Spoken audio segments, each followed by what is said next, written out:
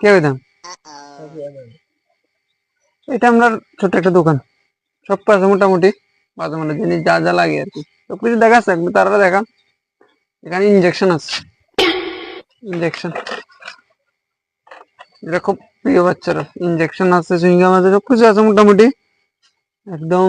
ফেভিকুইক টেভিকুইক লই যা যা লাগে সবকিছু আছে। হ্যাঁ, তোর কিছু লাগবে নাকি? এটা তোর কাছে গিলে করে কি হয়েছে? হোক নেই, এটাই তো থাকবে। তো কথা হচ্ছে নতুন ব্লগ শুরু করবো, বুঝলি? তো ব্লগ শুরু করার লাই তো ভালো ভালো জিনিসটা আছে,